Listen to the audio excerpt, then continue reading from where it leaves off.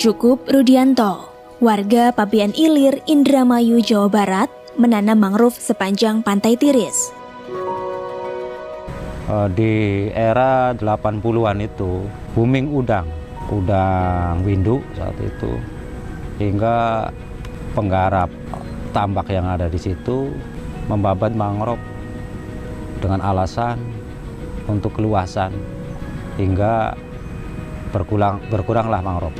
Dan saya sendiri melakukan penanaman mangrove ini dimulai dari Orde Baru 91. Apa di sini nih yang kami tanam 91. Lalu, mengapa mangrove sangat penting bagi masyarakat pesisir seperti Cukup?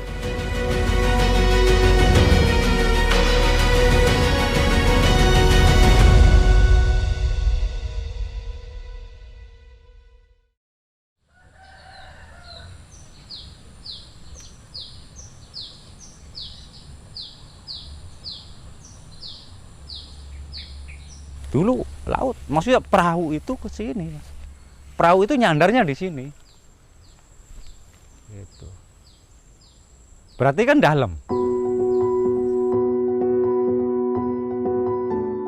Seperti salah satu fungsinya, mangrove yang ditanam Cukup menangkap sedimentasi dan membentuk tanah timbul sepanjang 800 meter ke arah laut, sehingga tidak lagi terancam.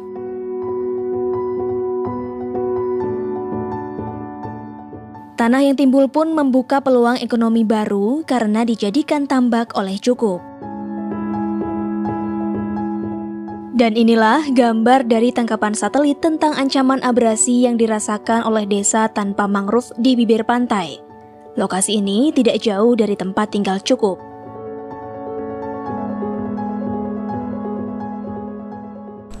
Ya, saya kan langsung laut. Yang tidak langsung laut saja habis, Mas. Bagaimana saya yang langsung laut? Ya jelas, sudah tidak ada kampung lagi. Gak mungkin ada jalan ini.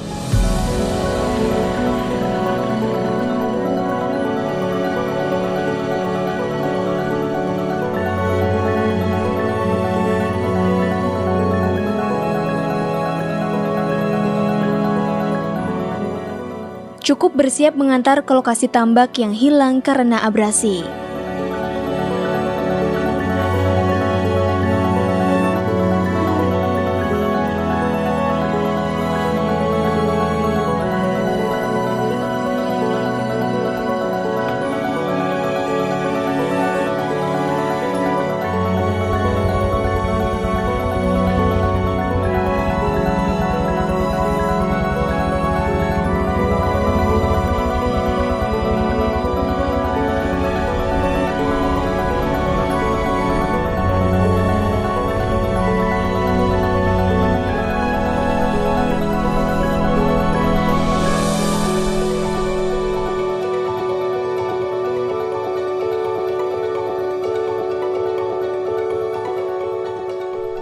Ya kan tidak ada mangrove sama sekali tuh di pantainya itu,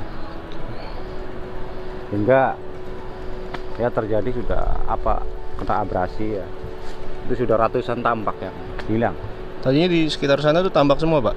Tambak semua.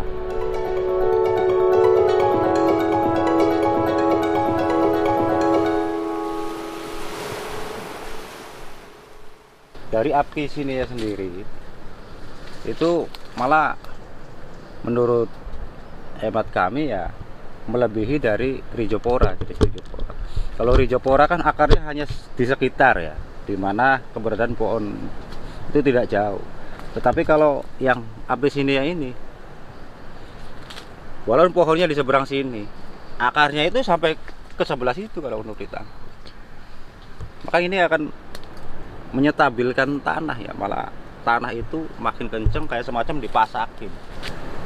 Nah, mungkin ini bisa dijadikan ini juga untuk teman-teman yang atau saudara-saudara kita yang kehidupannya di pesisir, apalagi.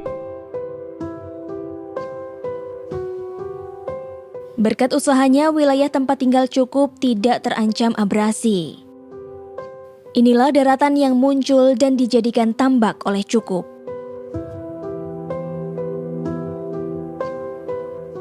Cukup saat ini sudah menanam mangrove sepanjang Pantai Tiris. Berkat usahanya tersebut, Cukup mendapat penghargaan Kalpataru pada tahun 2008.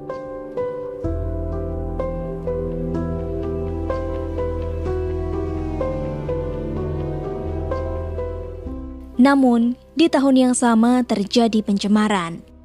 Itu ada pencemaran ya dari RU6 Pertamina, itu crude oil ya, minyak mentah yang konon si minyak mentah ini kan di RU6 kan sebagai pemasaknya ya, itu dari tanker itu pecah si pipanya itu, hingga terjadilah pencemaran di 2008.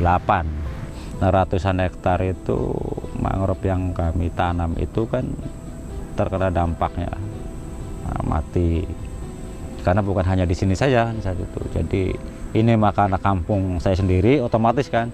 Jadi ada lagi di kampung sana, beda kecamatan, itu masih di Indramayu juga ya. Itu tanam mangrove, nah karena kena pencemaran itu kan pada mati.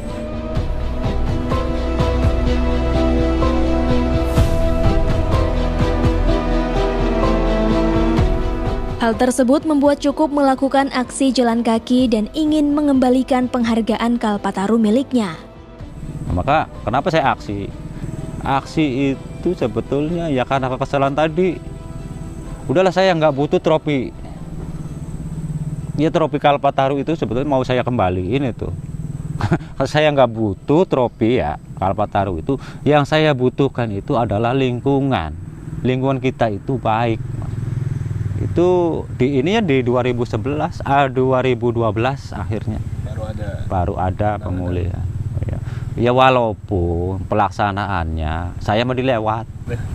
Iya, jadi saya 600 hektar nih dapat Kalpataru nanam mangrove. Ya kan, lokasinya di sini dan ada lagi di Lambertaru sana. Nah, tiba-tiba si KLHK ini tim ya dengan Pertamina itu, saya yang menyurati ke sana untuk dilakukan pemulihan, dan lokasi saya di sini itu dilewat, Mas. Dalam arti kita di sini yang sekian ratus hektar hanya dikasih 27 hektar coba. Sementara kampung atau yang tidak ada mangrove-nya itu sampai ratusan hektar di sana. Dipelintir intinya, ada yang mau melintir di situ. Ya begitulah, nggak masalah.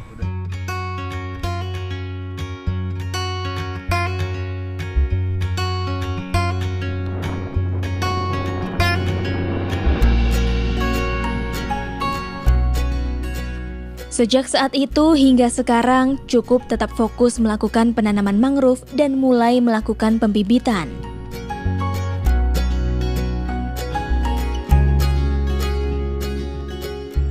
Selain untuk menahan gelombang air laut, Cukup merasakan manfaat lain dari mangrove.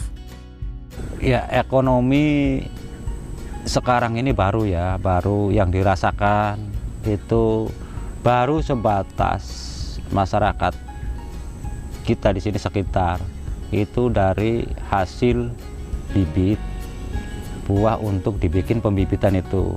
Jadi yang mencari bibit ini kan masyarakat. Nah, nanti ada beberapa kelompok pembibitan, nah, maka dijual ke situ. Dari daun ya, daun yang rimbun-rimbun ini kan dimanfaatkan untuk pakan ternak kayak kambing.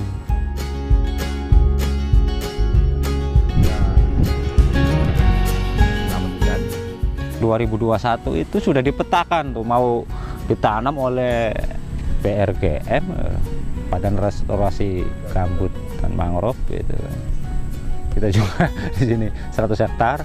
Nah, terus ada beberapa lagi di Cangkring sana, teman-teman tuh. Nah untuk persiapan itu kan, nah ada beberapa anggota kami yang nyediain bibit tuh, Mas. Nggak taunya gagal juga programnya, nggak jadi. Maka di sini dengan untuk persiapan BRGM yang nggak jadi itu, ya adalah 5 juta bibit yang nggak ketanam gitu. Padahal kelompok pembibit ini kan ya yang punya motor mau digadein motornya gitu agar bisa bikin pembibitan. Kasihan juga sih. Dan tidak semua mesti ini ya Mas, hidup. Kadang kalau pas kita cabut ya ada juga yang mati, contoh kayak tantangannya kalau dulu sebetulnya ya di 2000-an itu kita lebih ininya ke manusia. Nah sekarang sudah 2023 ya, manusia sudah mending, sudah banyak yang mengerti, tapi lebih ini ke alam malah sekarang. Alam yang dimaksud cukup adalah perubahan iklim. Terlebih, ada permasalahan di hulu yang menurutnya menghambat proses sedimentasi di pesisir pantai.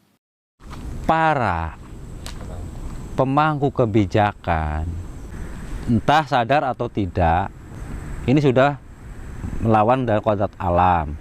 Si sungai ini dibendung hingga si lumpur yang dibawa dari hulu itu tidak nyampe kan ke laut. Awas, mangrove itu fungsinya hanya menahan atau menangkap dari sedimentasi. Sementara mangrove tidak bisa membuat sedimentasi. Sedimentasi itu ya dari sungai, dari hulu tadi yang dibawa oleh aliran sungai, maka itu dibendung. Ya kan tidak maksudnya mangrove yang sudah tumbuh di situ pun ya hilang lah, Mas. Perubahan iklim yang terjadi membuat tambak warga menjadi tidak berkembang. Maka cukup bersama warga melakukan perubahan dalam ekonomi. Kita budidaya bandeng tuh karena selalu merugi, pakannya makin ini mahal, pertumbuhan bandengnya lama. Karena ya mungkin perubahan iklim ini sudah enggak ini juga kan, maksudnya berdampak ke apa ya, alamnya kan, alamnya sudah tidak kan. Maka sekarang pada berpindah nih, Mas, ke rumput laut. Jadi rumput laut ini kan sekali tanam nih, Mas, tapi panennya terus, dia nggak butuh bibit lagi. Jadi sekarang ada kenaikan ekonomi ya di masyarakat kami sekarang itu, tambak-tambak ini dengan dibudidayakannya rumput laut ini. Nah, yang waktunya lebih cepat dan hasilnya panennya ini tidak untuk sendiri. Jadi berbagi dengan tadi tenaga kerja. Jadi saya yang punya tambak dengan tetangga kami, iya saya yang hanya tenaga, itu sama hasilnya. Ekonomi baru sudah berjalan kurang lebih selama 1 tahun. Namun, cukup memiliki harapan yang lain terhadap mangrove, ekonomi, dan tempat tinggalnya.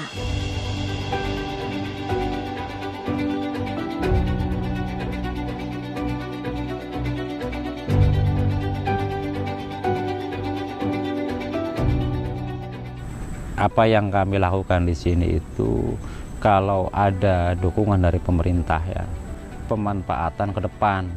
Karena setelah kita hijaukan mangrove ya sini, itu sudah apa ya, bentuk sekian ratus hektar tanah timbul yang layak sebetulnya untuk dijadikan pariwisata. Itu ya harapan besar kami gitu kan.